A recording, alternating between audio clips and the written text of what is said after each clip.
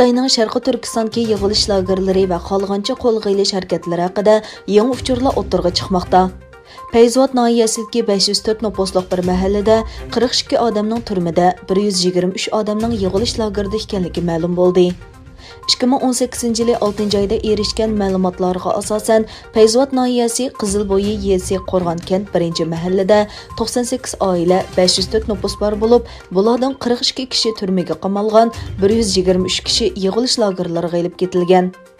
Qo'rg'on kentida taxminan 294 kishining turmida, 861 odamning lagerda ekanligi faraz qilinmoqda.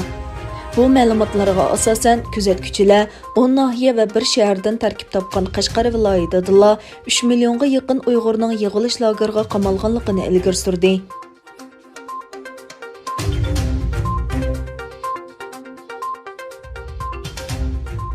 Kanada Bosh ministri Justin Trudeau Kanadaning hamda Xitoyning diplomatiya zo'ravonligiga, kishilik huquqni xohlagancha dafsanda qilishiga sukut qilmaydiganligini bildirgan. Bu hozirgacha Xitoyni ochiq-oshkora tanqid qilishda ishkilinib kelgan Kanada bosh ministrining tunji qatim Xitoyni Sharqi Turkistondagi lager masalalari va Hong Kong masalasida bundoq ochiq va keskin holda tanqid qilishi bo'lib hisoblangan.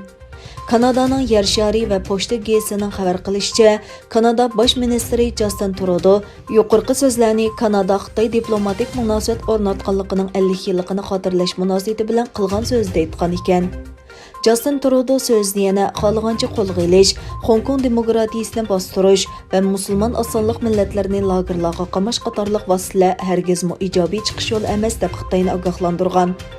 U yana Kanadaning bundan keyin sherik davlatlar bilan zich hamkorlashib, Xitoy hukumatining majburlash diplomatiyasiga taqobil turadiganligini bildirgan.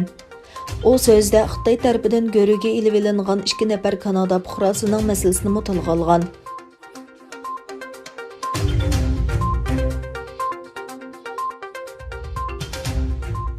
Xitoy Tashqi ministrligi Amerikaning Hong Kong alohida ma'muriy rayonida chiqarilgan yangi qonunlar sababidan Hong Kong amaldorlari va Xitoy organlarini nishon qilgan embargosiga inkos qaytardi.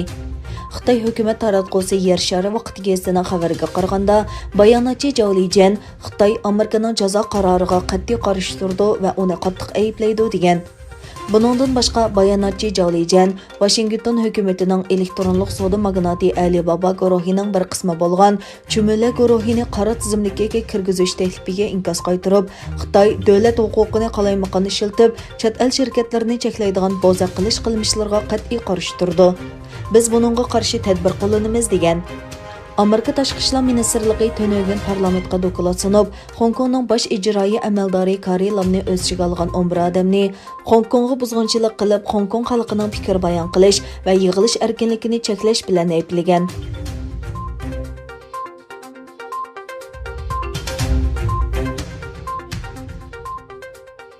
Xitoy Tayvan bo'g'zidan o'tgan Amerika urush paroxotini iz qo'g'laganligini va rayondagi qismlarning hushyorligini o'stirganligini e'lon qildi. Xitoy Xalq ozodlik armiyasi Sharq harbiy rayoni qo'mondonlik shtabining bayonotchisi havo va dengiz armiyasi qismlarini safarbar qilib, USS Barry nomli 1 darajalik boshqarilgan bomba qo'lg'uchini iz qo'g'laganligini aytdi. Bayonotchi Amerikaning yaqindan buyon Tayvan mustaqilligini qo'llovchilarga xato uchur avatganligini tilga oldi va Amerika Tayvan bo'g'zi rayonining tinchligi va muqimligiga og'ir buzg'unchilik qilmoqda. Biz Amerikaning Tayvan bo'g'zidagi harakati va so'zda masala paydo qilishni to'xtatishni talab qilamiz dedi. Amerika Tinch okean floti e'lon qilgan bayonotida bu urush paroxotining xalqaro qonun bo'yicha Tayvan bo'g'zidan qarorlik kesib o'tadiganligi o'ttirg'a qo'ydi.